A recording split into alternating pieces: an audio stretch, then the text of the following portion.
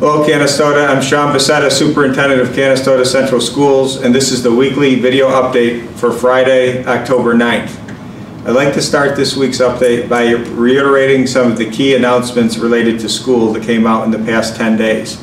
First of all, I again want to thank the Canastota school community for your overwhelming support for the school after we had a brief closure due to a positive COVID-19 case impacting the Roberts Street and junior senior high schools on September 29th and 30th. Staff and students did a terrific job adjusting on the fly to deal with that curveball, and we've settled back into our normal hybrid schedule.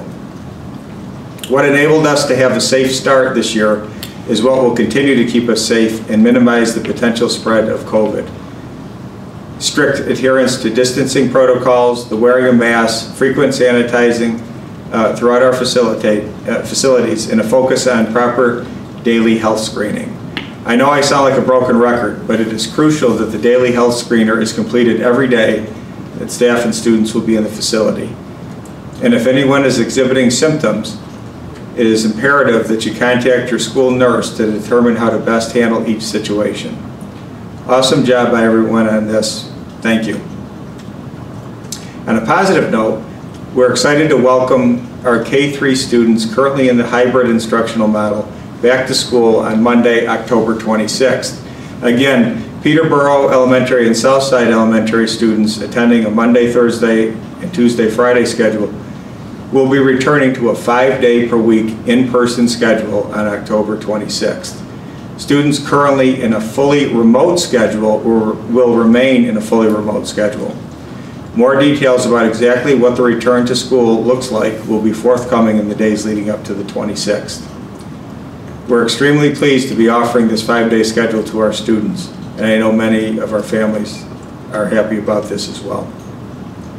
Last week, I alluded to the fact that the instructional schedule in each of our 4 buildings was being evaluated with the idea of looking for opportunities to allow more students to return to a 5-day per week schedule over the course of time. Last week, we made the announcement regarding Peterborough and Southside. Now I'm pleased to let you know that an announcement regarding some schedule modifications specific to Roberts Street will be made next week. Again, any schedule modifications under consideration will include the same strict social distancing standards that we've used since the beginning of the year. Again, an announcement will be coming out next week. Now, a couple of updates related to our interscholastic athletics and food service programs. If you've gone by the school, you probably noticed a definite uptick in the level of activity around the school campus in recent weeks. As of September 21st, fall interscholastic athletics were allowed to restart for schools electing to do so. And after a couple of weeks of practice, we are now well underway with games and events occurring almost every day of the week. I'm excited that our students have been able to return to this important part of their routine. Please keep in mind a couple of things that look different due to the unusual circumstances all schools are dealing with. When school athletic events are occurring, access to the school campus is strictly limited to only individuals directly associated with participating teams, or spectators who have a game pass given to them by a participating student athlete when events are occurring. Districts participating in fall athletics are required to strictly adhere to the standards established by the New York State Public High School Athletic Association in Section 3, along with the Center State Athletic Conference. These restrictions also include a limit of 2 spectators per athlete, with each guest needing to present their pre-assigned pass in order to attend the event. In addition to the 2 guests per participant cap, a overall cap of 50 spectators in an event is also in place. Also, please make sure to complete your health screener paperwork if you are a guest of a participating athlete. Screener paperwork will also be available at the event if you do not fill it out in advance. Again, because of the heightened restrictions in place, the school grounds are closed to anyone who is not participating in or in possession of a pass to attend the events when school athletic events are occurring. Our athletic director, Stan Condon, wanted to make sure I passed along his appreciation for how cooperative our athletes and their families and friends have been through the early part of the season. We realize this is far from the normal routine, so we really appreciate your cooperation and understanding, as well as your assistance in allowing us to maintain the established standards. It's not ideal, but it is worth it if it means that our student athletes can continue to compete. Now let's shift gears and talk about our food service program, which has done an outstanding job providing for our students ever since the beginning of the pandemic. To give you an update on news from our food service program, I'll turn it over to Director of Finance and Operations, Mr. Nick Panuccio. Hi, my name is Nick Panuccio, the Executive Director of Finance and Operations. There will be an adjustment to the pickup for school breakfast lunch meals in the upcoming weeks. The last day for everyday pickup for meals from 3 p.m. to 6 p.m. will be on Friday, October 16th. The district will still continue daily pickup for meals from 9:30 a.m. to 11:30 a.m. Monday through Friday at the Robert Street Complex. Evening meals will only be available for pickup on Wednesdays only from 3 p.m. to 6 p.m. the same day we deliver. To recap, we are not having daily pickup for meals in the evenings from 3 p.m. to 6 p.m. starting on Monday, October 19th. Meal pickup for evenings will be only on Wednesdays, starting on Wednesday, October 21st. If you have any questions or concerns about our availability, please call our school lunch office to make arrangements for pickup. Their number is 315-697-4000. Thank you.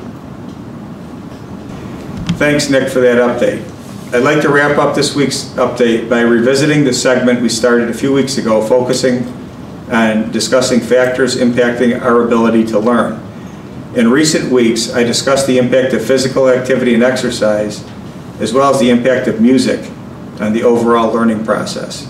Today, we'll turn our attention to the impact of our diet, the actual food we eat every day, and how what impact it has on learning.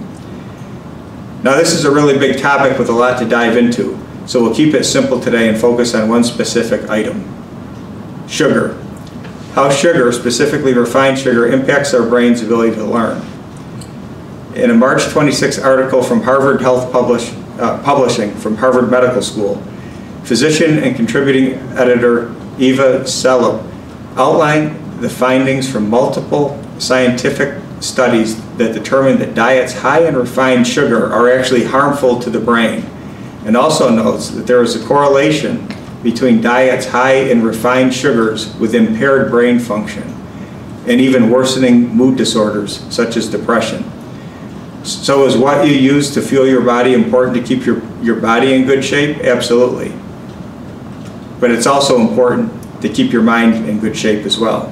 So to summarize, a diet high in refined sugar actually keeps your brain from functioning as it should, impairing brain function and even having a potential negative impact on our mood.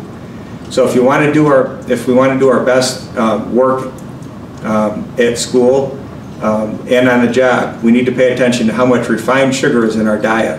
This is something that parents should keep in mind when asking the question, how can I help my child do their best in school? This is something that is in our control.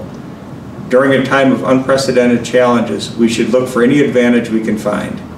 So pay attention to the labels on your food, or better yet, try to get more things into your diet that don't need labels, like natural sugars found in things like apples, bananas, and other kinds of fruits. To conclude, I hope you fuel up with some good food that isn't loaded with refined sugar. Let's control the things we can control to be our very best, like diet and exercise. After all, we are Canastota, the hometown of champions. Have a great weekend, and go Raiders.